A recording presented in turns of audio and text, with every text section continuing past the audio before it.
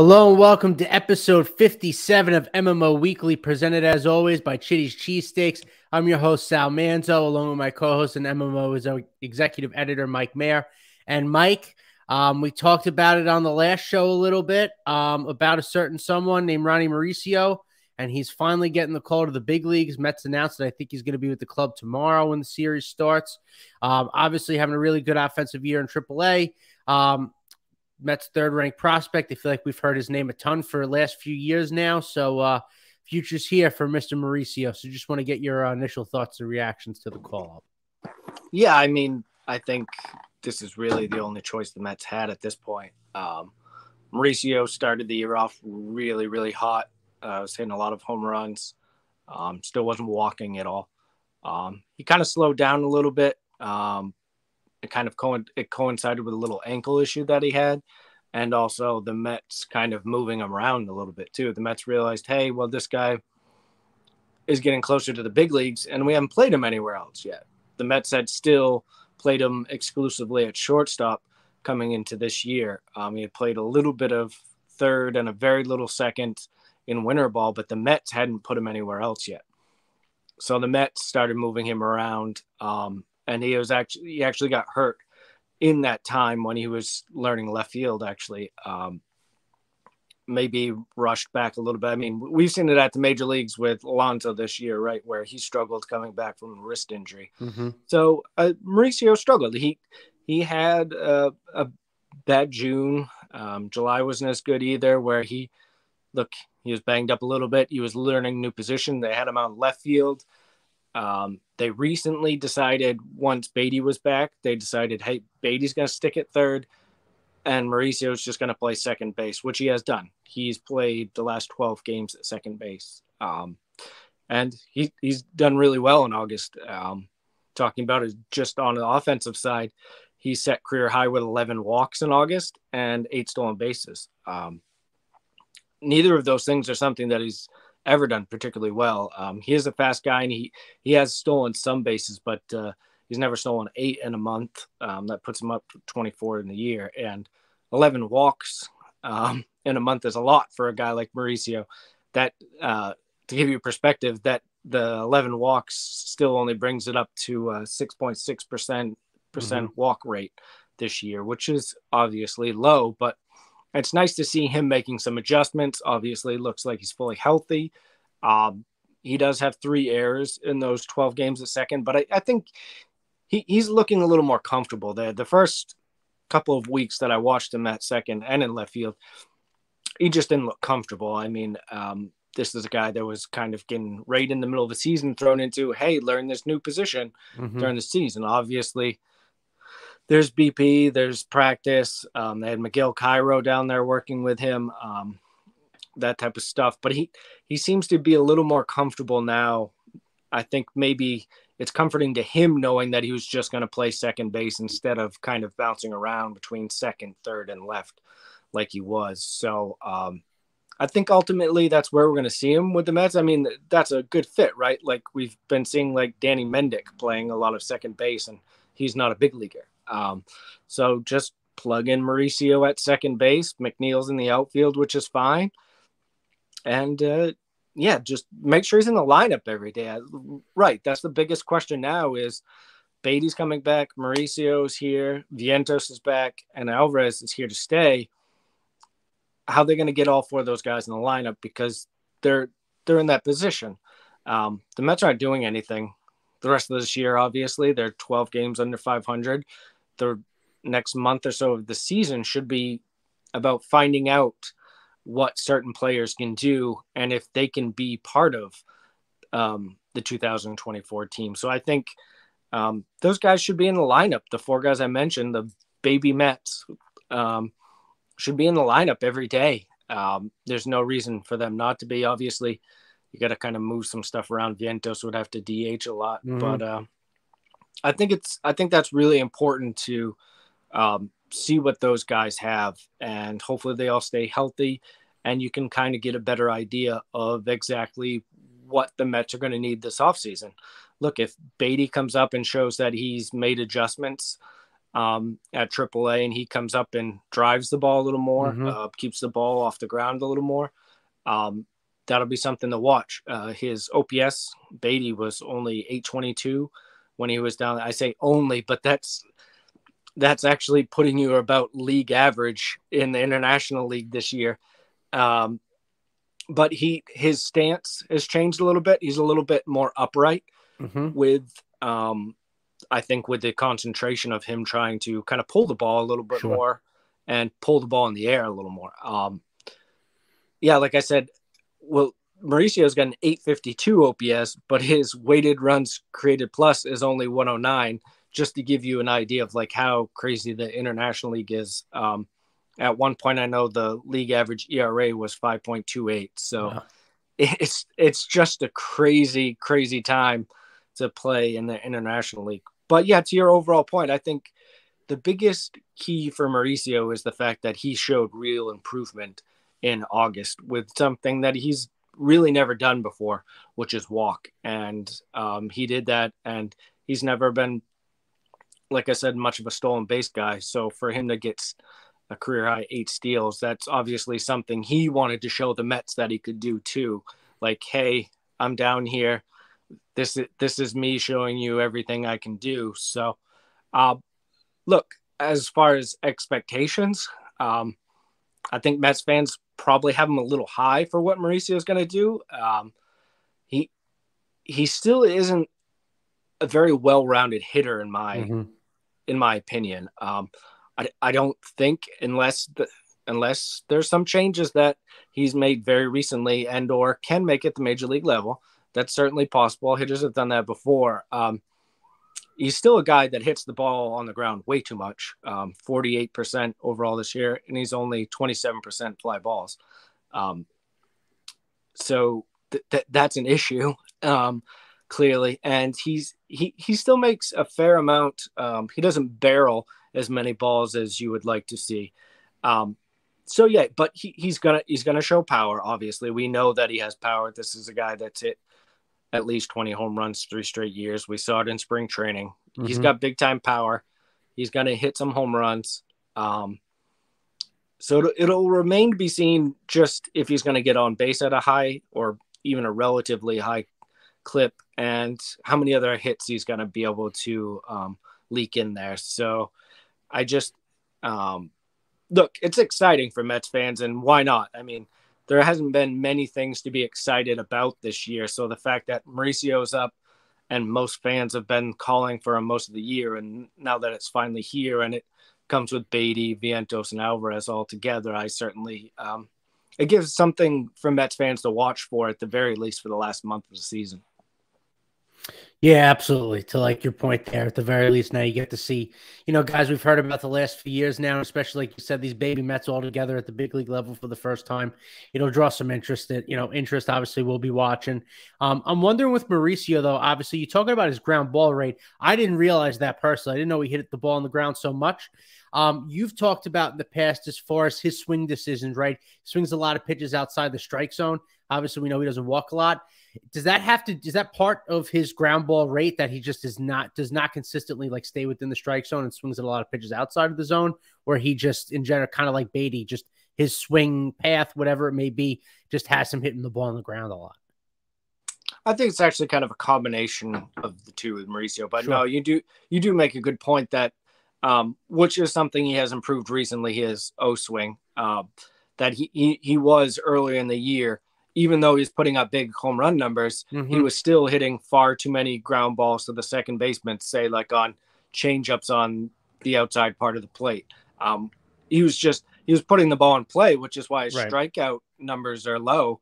18% is a very good number for strikeouts. But he was just putting too many weak balls in play, which it's just, I mean, it can help you a little bit in AAA with your batting average because it's just not as good of athletes. But once you get to the big leagues, a lot of those are going to turn into outs. So, yeah, that's something he's improved on too recently. And so I think I know for all of the humming back and forth about what to do with Mauricio this year, I think it's kind of coming at a good time for him. that he's finally coming up where he's at offensively, and I think where he's starting to get defensively. I think it works well. The best it could have been this year, I think, to set him up for success. Yeah, absolutely. And, you know, we've talked, kind of banged the drum the last couple of years, I feel like, just trying to give him a look. But, you know, it'll be interesting to see just kind of what player he turns into. Like you said, I imagine those 11 walks this month, you know, kind of push the Mets towards, you know, giving him that promotion. Like you said, that it's not a long-term improvement, but something in the short term, at least they could tangibly look at and say he's made that improvement. I guess any kind of, not excuse, but, you know, reason to bring him up now and see, you know, what you have for 24 and beyond here. But I guess in general, not that you can, you know, give it down pat, but just like what kind of profile of a guy like should fans expect with Mauricio? Because like you said, I think the expectations are a little bit higher than like people would expect. But I guess I'm just kind of curious now that he's going to be up here. And I imagine, like you said, mainly playing second base, which should help him offensively, staying with one position. But just like what fans you think in general can expect out of the kid? Well, I know you're trying to get me into a comp, and I as someone who tries to pretend play as a prospect evaluator, sure, we don't actually like using comps. We let Harold Reynolds do that on draft night when he throws out ridiculous ones. And I know Mets fans are going to bring up Alfonso Soriano simply because that would be nice. Keith Law said that, and he said he doesn't like comps, but wanted to throw that on him. Look, I think probably the last month of the year, he's going to be a guy that probably hits like 250, has an on-base percentage around 300, and he slugs like 450 probably. He's going to hit probably 5 or 6 home runs the next month. I mean, that's not unreasonable to think. He'll probably steal 5 or 6 bases. I still think there's improvements to be made in his game. And like I said, sometimes those happen at AAA. He obviously showed some improvements in August, and sometimes it happens at the major league level. Some guys just need to be challenged. I think there is something to the fact that at one point this year that Mauricio saw Alvarez was up, Baty was up, Vientos was up, and he was still stuck down there playing well. I mean, these folks are human beings too, and they're also young, 22. I think there's something certainly there that could have put him into a struggle too, or a little down part of his season where he's like, hey, these guys are up. Why am I not getting called up? It's perfectly normal. I mean, that's the mental aspect of baseball, right? Like these sort of things happen. So that he was able to fight through that, have a really good August, and show the Mets that, hey, whether they think he's ready or not, you kind of have to give him a chance at this point in the season. He was already on the 40-man roster, so it's not like it was some big move that they had to do or anything. So it just makes sense. Yeah, I think he's going to show you a little power, a little speed. Sure. He'll make some plays at second that make you think he's a pretty good defender, and maybe he gets better there once he gets comfortable. But I know I've said this in the past, and I will kind of continue to say it. We'll see if it happens, but I still think he fits better in a corner outfield spot long term. I know, again, you don't want to profile a guy just because of his height, but you just don't see a ton of guys that can handle second base that are as big as Mauricio is. He's a really big dude. So that's a little bit, and the throws are different. The positioning's different. But look, he's definitely improved there at second base. And so I think Mets fans are going to just be excited to see just the raw power from him. Kind of, I mean, we've seen it with DJ Stewart, right? Like that's his one tool, I think you would say, is his power. So that's the same type of power that Ronny Mauricio has the opportunity to bring to the big leagues. Yeah, definitely. And I appreciate that transition. And also, you know, if you want to give me a shout out, little congrats there for, you know, not saying the word comp and trying to get you to do that. So good job picking up on it. But listen, if he could be Alfonso Soriano, that would be amazing. Then you do the second base comp and then the corner outfield. So then you keep going even further. But, you know, listen, he just got to be the best version of Ronny Mauricio, right? If he could do that, the Mets will be happy. But transitioning off of that, you mentioned DJ Stewart. I did just want to give him, you know, a shout out. He's been great since he's called up, you know, and it's you know, it's a little different because it's a team that's not, you know, hunting for playoffs. This is more now for guys like him auditioning for future jobs, right, in the major leagues, but he's making the most of his opportunities, and he's been good since he's been up here. So I got to give him credit. And the more he plays, like you said, as far as to that game of his power, if he can keep showing that, he might be potentially a useful bench piece for 2024. Yeah, I mean, obviously, it all kind of culminated last night where he had 2 home runs, a great catch in right field that saved a run, potentially the game, and the walk-off hit by pitch. I mean, I'm sure that's about as good as he thought he could hope for against Chapman. Lefty on lefty's pretty tough there. Sure. Yeah, I mean, he had Citi Field chanting his name. He talked about after the game how cool that was. Yeah. How the fact that he likes New York and he's kind of settled in, and he knows, he mentioned it, that he's not just playing for the Mets, he's playing for everyone, is what he said, because he knows he wants to get a contract for next year. Right. I think, I mean, you've seen what he is. He's an older guy now, for being a guy that's been in the minor leagues most of the last 2 or 3 years. He actually had a similar homer stretch to this previously in his career in 2021. He had 7 homers in 9 games for the Orioles at one point. So earlier this year with Syracuse, he had a similar home run stretch too, where he had a ton of home runs in a short span. So yeah, I mean, that's, like I said, that's his tool, is he has power. Right.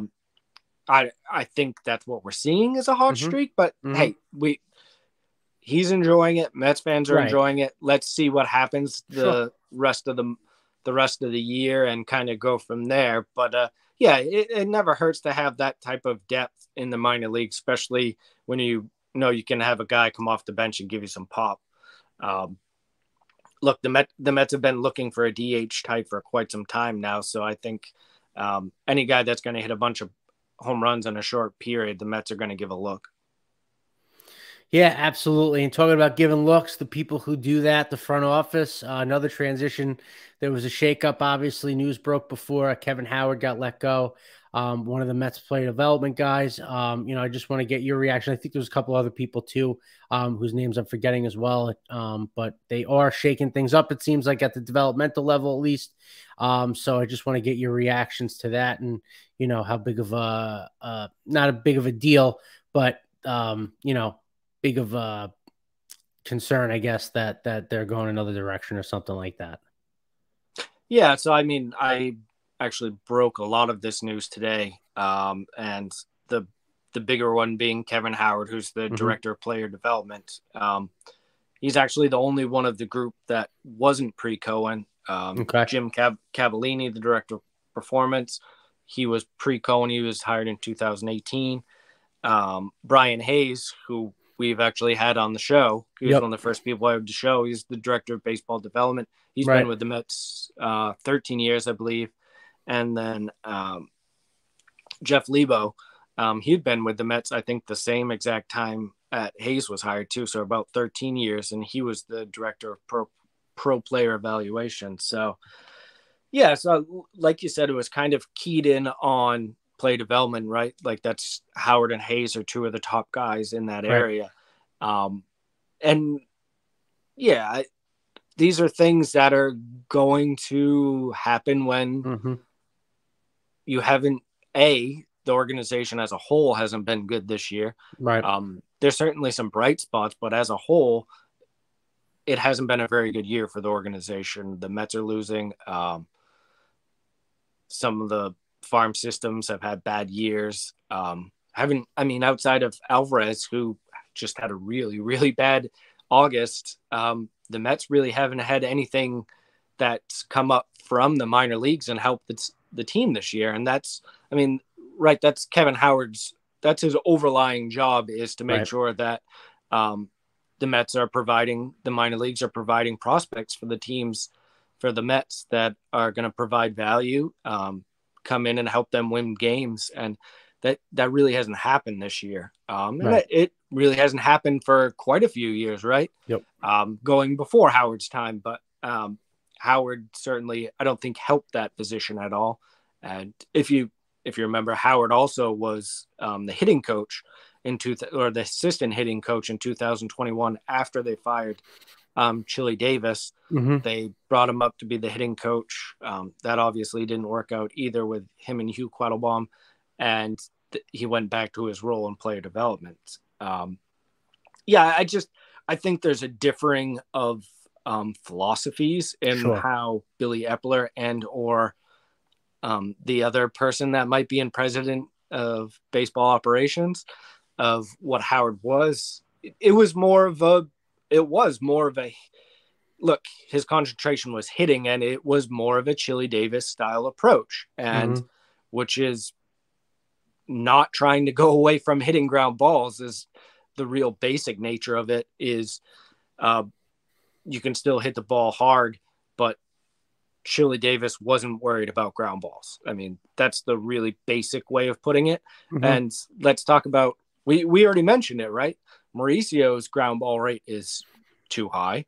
We mentioned it with Baty. That's one of the reasons why he has not been successful at the big leagues, despite posting good exit velocities. Mark Vientos, if you go look at his numbers too, this is a guy that is hitting the ball on the ground too much, which stinks because he's a guy, again, that posts good exit velocity. So if you get him in the ball, line drives, or in the air more, it's just natural that he's going to get more base hits. So it's an organizational philosophy that's just, outdated and hasn't worked. We've seen it. It just hasn't worked. And there's more things that go into it than just that. Obviously, it's not that simple. But look, Hayes, Howard, and the other two guys. This isn't the end of where the firings happen. There's going to be more. I've heard some names that I haven't confirmed yet, but the Mets, there's still some people left over from pre-Cohen. There's some guys that are kind of that weird in the middle. Cause remember, like there's been some weird GM stuff that happened when Cohen was first here. So there's still some stuff that needs to be worked out. I've kind of mentioned a little bit on the podcast, and some other people have alluded to it. There hasn't really been a cohesiveness to the Mets front office, and that trickles down to the player development. I think they did make some good hires last year with pitching coordinator and the hitting coordinator and some other coaches in the minor leagues. But, and I know Mets fans don't want to hear it because we're in a couple of years and still no ring in the Cohen, but it takes years to build these type things. And the Mets are, again, a little bit behind on the 8 ball because they still haven't got the baseball man that they want yet. And I think all of this leads us to talking about Stearns, right? That's the conversation that this all brings us to is, look, if Stearns, assuming Stearns is hired by the Mets to be their president of baseball ops, which feels like the worst kept secret in baseball, the fact that the Mets are willing to offer that to him. He has to want to take that, which none of us know that, whether he wants to do that, but it seems pretty obvious that the Mets are willing to do that. They were willing to do it the last 2 off seasons when he was under contract with the Brewers. He won't be under contract this off season. And if he comes into a new organization, all 4 of these people that got fired today are all directors. So they're all at the top of their scale for their jobs. Those are roles that a new president of baseball ops is going to want to bring in his own person or someone he knows, or at least have his feel and his hand in hiring that person. So it only makes sense, right? That you're seeing guys that you can argue have underperformed where they're supposed to be, and they're at lead roles where the Mets are going to have a new baseball potentially decision maker in there. So, you never like to see anyone lose their jobs. Look, all these guys had families and stuff, but I think this was kind of inevitable, right? We knew this offseason that there was going to be changes, on-field staff, off-field staff, front office, minor leagues.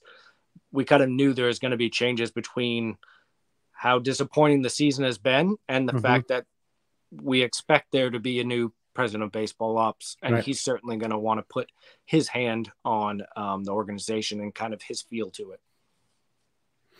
Yeah, we'll see what happens. If Stearns turns the Mets down again for like a 3rd year in a row and he doesn't have a team, he's going to have like half the state of New York like jumping down his door. So for his own sake, I hope he says yes. And also, if he says no, I never want to hear this guy's name ever again. And wherever he goes, and after that, the Mets have to beat him every single time. But hopefully, it works out. And I, as far as what you're saying, makes sense, right? Business, things of that nature. People who come in to run a business, they usually want to bring their own people. Same thing with sports and everything else. So that makes sense. It's the nature of the beast. Sucks for those, those folks that were let go. But that's the nature of how the business works. And hopefully, like you said, there's more of a cohesive, philosophy within the organization, especially at the developmental stages. But I want to kind of transition from that and just kind of put a bow on everything. Speaking of the minor leagues, I'm pretty sure you had an update for us on Mike Vassell, so I wanted to give you a chance to talk about him to end the show this week. Yeah, Vassell looked great. 1.75 ERA in his last 4 starts. It doesn't look like he's going to be called up immediately. Okay. Jose Butto is going to be the arm that they call up because they got to send Reyes down, so Butto will be the fresh arm they call up. But I think the Mets will make some other moves in the last month. Carlos Carrasco went unclaimed on waivers, which kind of plays into this conversation. I think Vassell's chances of pitching in the big leagues this year would have vastly increased if Carrasco was claimed. He wasn't, so Carrasco's still around. I don't think the Mets are going to release Carrasco or anything like that. I think they'll probably keep him. And whether they give him more starts or he pitches out of the bullpen, which he almost did the other night. I think it's time for Vassell to see a start or two. Like I said, I just believe I would rather see the Mike Vassells, the Ronny Mauricios, the Brett Batys, Mark Vientos, Nate Lavender, who we mentioned, even Carlos Cortez, Brandon McIlwain. I would like to see these of the worlds instead of the Rafael Ortegas, the Jonathan Arauz, Danny Mendick, Carlos Carrasco. It's just we know what those players are at this point in their career. There's a reason they were available on minor league contracts. We don't know what these guys are. I think there's a very good chance that Mike Vassell is a 4 or 5 starter in the big leagues, and that's extremely valuable. Sure. And particularly for a team that has Kodai Senga, Jose Quintana, and then a lot of question marks in their rotation for next year. I don't think there's any definitive answers after those 2 guys for next year. So I think if you could get him 4 or 5 starts before the major league season ends, I think that would be a really good position for the Mets to be in to see where Vassell's at. He's healthy right now. He's pitching well. He finally kind of adjusted to the homer ball in the International League, like I mentioned. So I think that's where the Mets really should take a look at him and find out if he's big league ready. We'll see if it happens. I'm not so sure. I didn't hear anything today that would specifically say that he's going to be up. So we'll see what happens over the next month. And before we go, I know we kind of focused on the minor leagues, but I just wanted to touch on one other thing before I forgot, and that's Pete Alonso. So who's that? So I mean, Pete Alonso's been all the talk, right? Recently, Bob Nightingale put out a report that the Mets were expected to trade him. We kind of tried to play that back or play it down on the last podcast. Like, well, yeah, but they don't even have Stearns or whoever in place yet. And Martino reported today that they would expect him to stay. So we're going to go back and forth on this, but I think for many readers, listeners that might not like Martino, I think he made some good points in the fact that that got a lot of what we mentioned, that of course the Mets are going to listen, like that's just part of this. But the asking price was really high, and it's going to continue to be really high. And I think this is going to end up with Pete staying. And I just kind of wanted to mention it again because the Martino report was out there that basically rebuts everything that Nightingale said and kind of backs up everything we said in the last podcast. And Alonso, of course, toxic Alonso.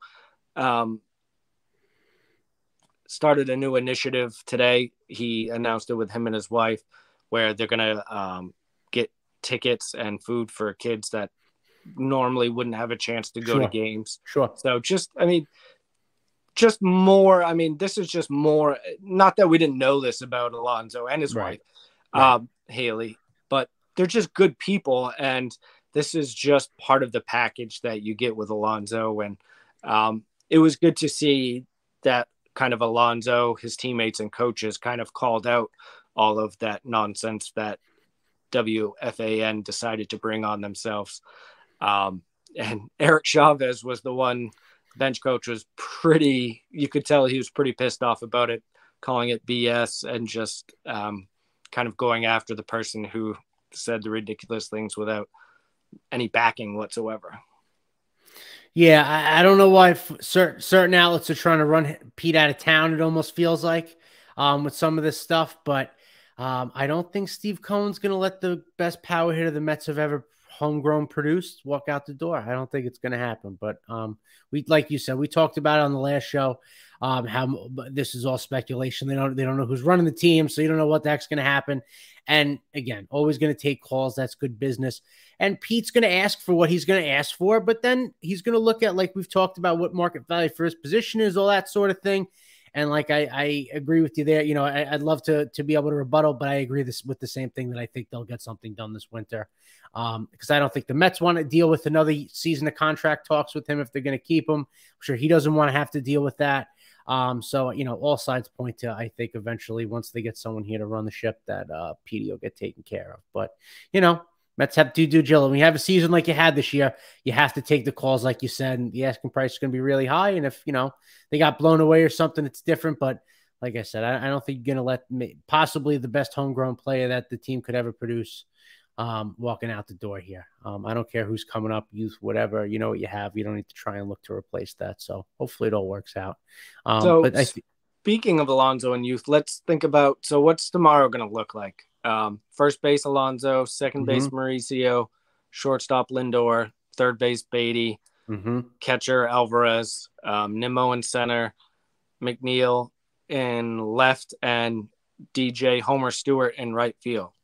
That feels like the most fun lineup that the Mets have put out there in a while. Sure. Vientos at DH again, right? Pushing. I'd like to see Buck push him for at bats. So I mean, that at least with that 1 through 9, you have a mixture of guys that are good big league hitters at the start of the lineup, and the rest of the lineup, some young guys with power potential. So it'll certainly be better than the lineups that they've put out for essentially the last month. Sure. Yeah, no, and it's like you said, it's exciting for everyone to see what the Mets have the rest of the way here, and that should be the name of the game. Seeing who's big league ready for 24. That should be, you know, whatever you have, do that. The fans will want to do that at this point and want to see that, and the team should need that for evaluating. So hopefully the Vassals of the world, everybody that they think could have a shot at, you know, contributing to next year and beyond, is up here getting a look. So, you know, I think that puts a bow on this week's show. Obviously, we'll come back next week, update you everything with Ronny Mauricio and the rest of these baby Mets on how they do. But between now and then, everybody, don't forget, let's go Mets.